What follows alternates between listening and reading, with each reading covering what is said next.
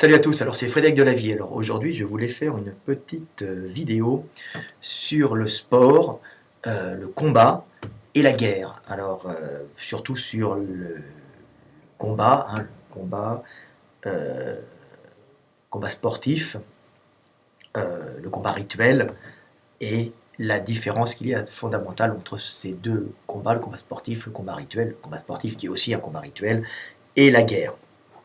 Donc voilà. Donc je voulais parler un peu, je vais aborder le sujet en parlant un peu des joutes, des tournois de chevalerie. On voit souvent dans l'imagerie classique les chevaliers qui s'affrontent en combat rituel avec des lois, des codes très très particuliers où ils ont des armures, ont des armures métalliques qui les protègent. Ils s'affrontent, on les voit qui se rentrent les uns sur l'un dans l'autre avec des chevaux là qui s'affrontent avec des grandes lances, le but étant de désarçonner l'adversaire. Alors ces combats n'ont pas comme fonction de tuer l'adversaire, elles ont surtout comme fonction de gagner, mais sans estropier le vaincu et sans que le vainqueur soit blessé. Ce sont ce qu'on appelle des combats rituels pour conserver les combattants dans un état correct, même s'ils peuvent être légèrement blessés ou blessés. On voit la même chose dans le sport, où le sport, il y a des règles. Le sport, à la base, c'est fait pour que les jeunes hommes puissent s'affronter, pour évacuer les tensions de ces jeunes hommes pleins de testostérone qui ne peuvent pas des fois avoir accès aux femelles ou qui ont besoin justement d'évacuer cette énergie. Donc on fait du sport, on s'affronte, alors on peut s'affronter en équipe de foot, mais on peut aussi s'affronter en combat rituel, dans lequel le vainqueur ne va pas tuer ou estropier gravement le vaincu, et le vainqueur aussi ne risque pas d'être blessé. Donc il y a tout le temps des règles.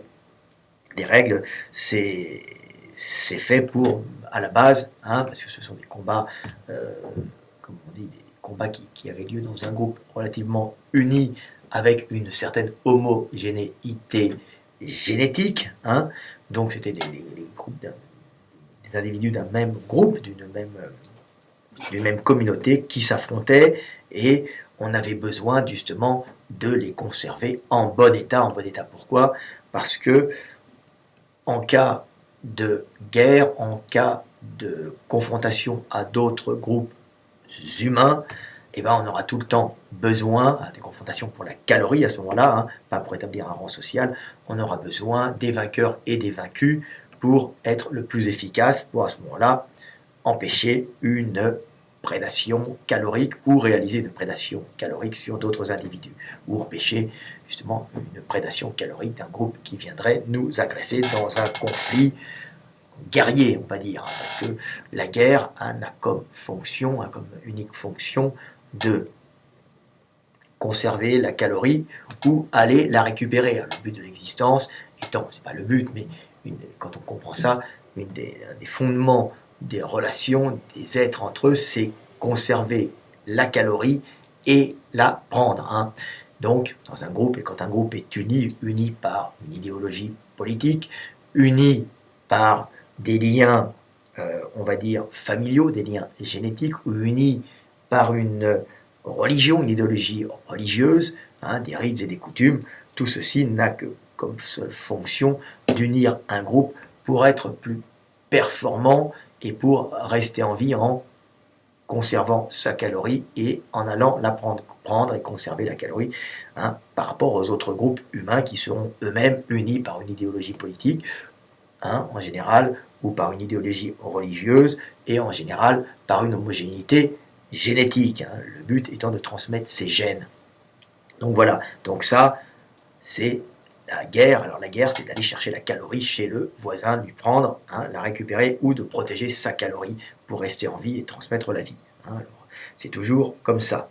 Donc, les combats rituels, les joutes entre chevaliers, les combats entre jeunes hommes, même lors le samedi soir pendant les bals, donc pour fonction établir un rang social et avoir accès aux femelles au sein d'un même groupe. Et le but n'est pas d'estropier l'adversaire, le but étant d'avoir les femelles ou d'établir un rang social pour stabiliser la société.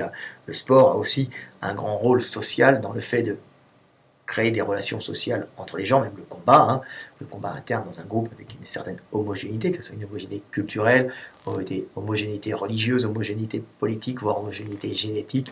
Le but, c'est de rester ensemble, et ces combats ont souvent un rôle de stabilisation du groupe, et d'établissement de rangs sociaux pour que le groupe fonctionne mieux, pour éviter les combats fratricides, pour éviter la prédation interne à un groupe et faire exploser ce groupe par des combats internes qui sont des combats pour la calorie, ce qu'on appelle des guerres civiles. Quand il y a une guerre civile, c'est qu'il y a un manque de calories à un certain moment dans un groupe qui normalement est uni, un système de caste, par exemple une caste qui récupère plus de calories qu'une autre.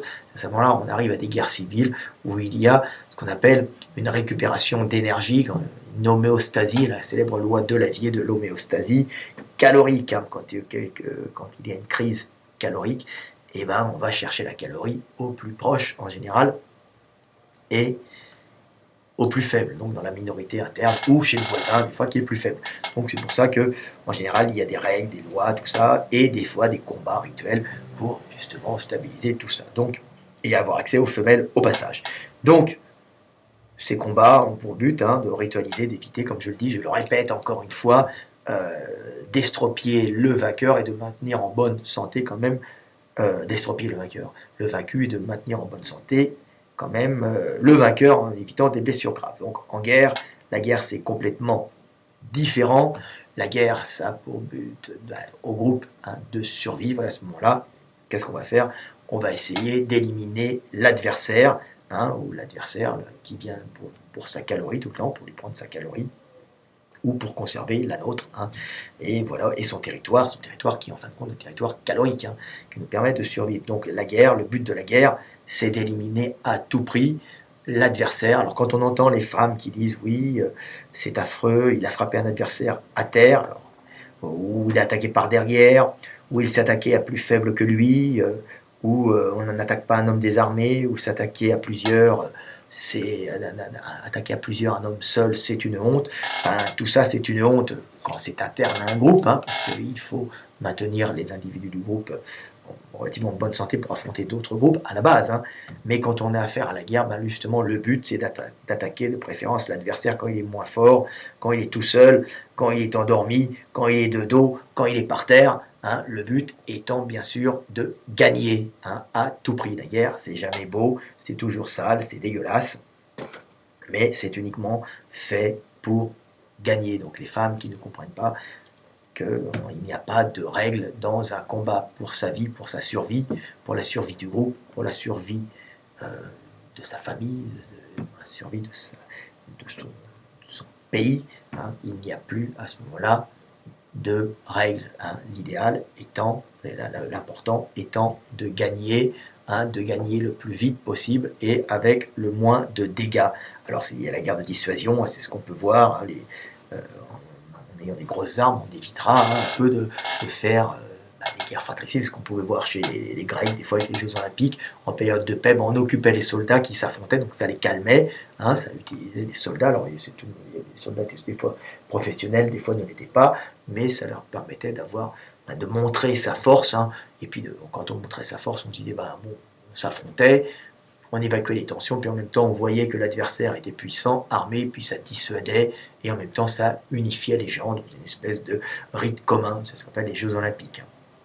Donc voilà, donc c'était des jeux de guerrière, mais le but n'était pas de tuer l'adversaire, c'était de conserver quand même l'unité grecque, quand même à travers ces Jeux Olympiques, de conserver l'unité de ces villes grecques qui se faisaient la guerre à un moment, mais bon, période de paix, on évite de faire la guerre, et ça permet en même temps de s'unir contre des ennemis qui seront extérieurs au monde culturel grec aussi. C'est tout le temps, ça permet, c'est devenu des combats rituels entre villes grecques qui devaient aussi s'unir contre on va dire des ennemis qui venaient d'un espace externe à cette culture grecque, cette espèce d'homogénéité génétique du groupe.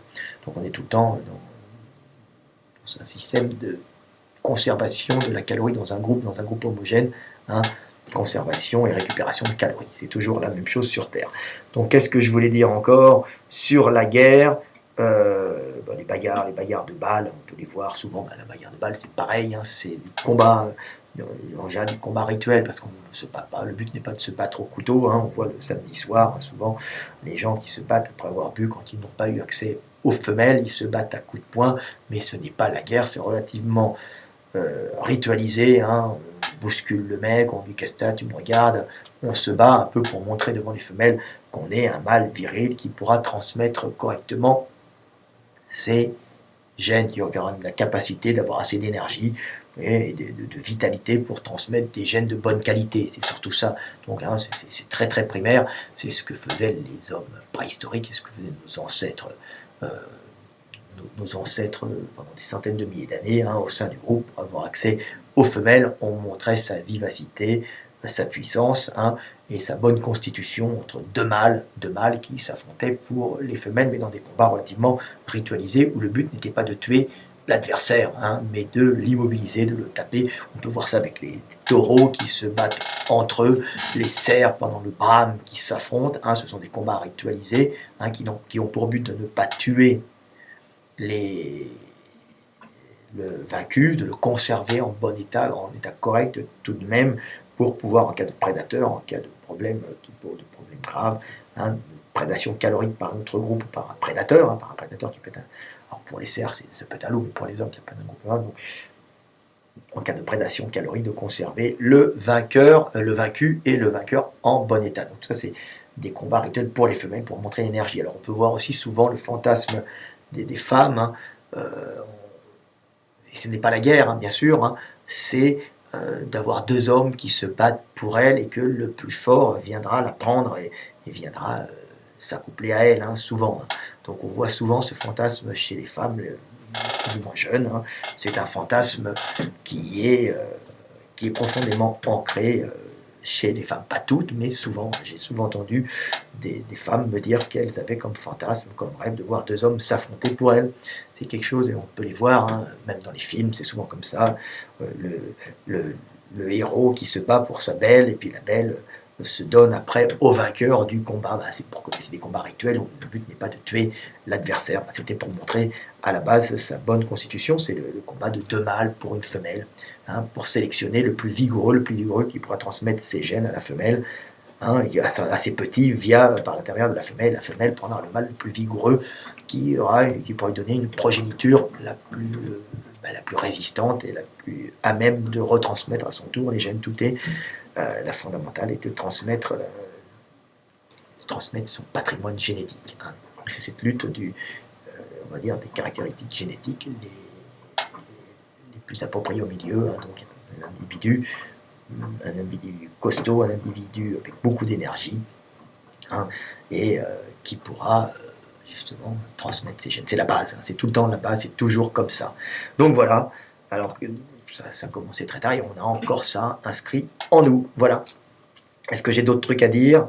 Alors ça, c'est ritualisé, c'est à peu près tout. Hein. Donc la guerre, c'est sale, comme je l'ai dit, c'est caca, c'est pas bien. Mais le but, c'est pas de... le but, c'est d'éliminer l'adversaire, comme disaient les Chinois. La meilleure des guerres, hein, c'est celle qu'on ne fait pas parce qu'on a montré qu'on était les plus forts. Hein. Donc ça permet d'éviter des morts. Hein. Et les guerres sont toujours calorique. Ne l'oubliez pas que la psychologie de la guerre, ce n'est pas du tout la psychologie du combat sportif ou du combat rituel pour les femelles. Hein. Le but étant de gagner, donc abattre l'adversaire, éliminer l'adversaire quand il dort, éliminer l'adversaire quand il est en nombre inférieur, éliminer l'adversaire quand il est à terre, éliminer l'adversaire quand il est désarmé, et de préférence aller attaquer l'adversaire quand il est seul, hein, et à plusieurs, et de préférence attaquer un adversaire plus faible que soi, parce que quand on attaque un plus fort, en général, on perd. Donc, en général, quand on a perdu, c'est qu'on a attaqué un adversaire plus fort. Donc quand on entend quelqu'un, une femme qui vous dit « c'est une honte, s'en prendre à des plus faibles que soi », je dis non, c'est une base dans la vie. L'idéal et l'intelligence, c'est de s'en prendre toujours à un plus faible que soi. Pour gagner, s'en prendre à un plus fort que soi, serait une preuve de bêtise, hein, et de stupidité. Hein.